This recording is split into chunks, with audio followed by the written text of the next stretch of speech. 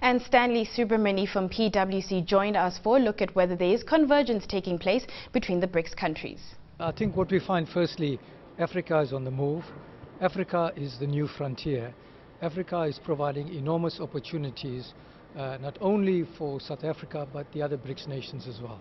And what we find as we start to talk with entrepreneurs, with captains of industry, there's this huge excitement about Africa. And at PwC, we are constantly investing across the continent to make sure that we are ready to guide our clients going forward.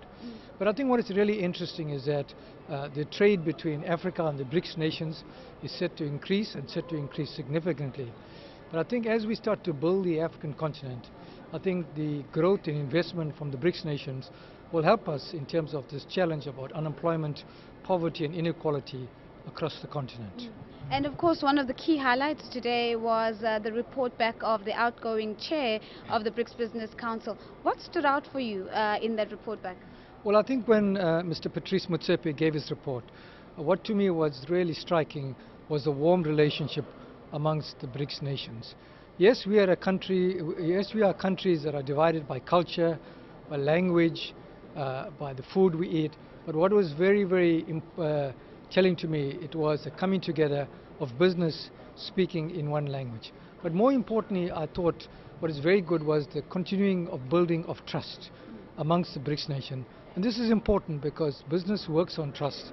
Business likes certainty, business likes clarity, and the warmth that I saw amongst the various countries was encouraging for the future of investments across the BRICS nations. Now, one of the key elements of certainty and of predictability is often in continuation of administration. In India, we've got a new Prime Minister. In Brazil, we're going to be having presidential elections this year. Do you feel that these political changes could threaten the continuity that we've seen in the BRICS agenda to date?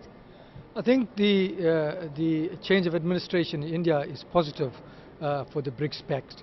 Mr. Narendra Modi, Prime Minister Modi, is very business friendly. How it will play out here in Brazil is difficult to see. But my sense is, talking to the business leaders in Brazil, there's a huge commitment for BRICS going forward. And if there's a change in administration in any of these countries, I think this pact will continue.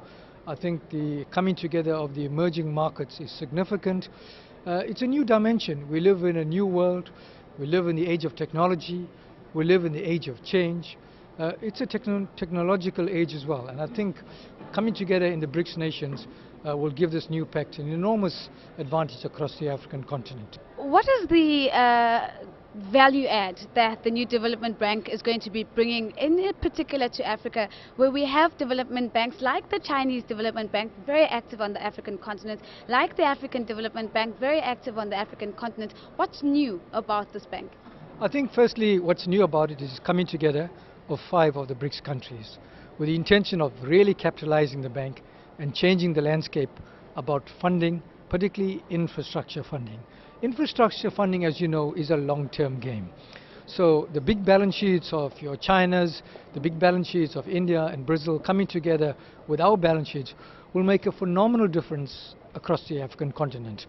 I don't think there is any difference with the existing development banks, but I think it's going to be complementary in terms of driving the need. Now, the infrastructure deficit in the African continent over the next 10 years is estimated at $1 trillion US, approximately $93 billion per annum. The funding deficit is around $30 billion. We need money, we need projects, but more importantly, we need project preparation and funding for project preparation.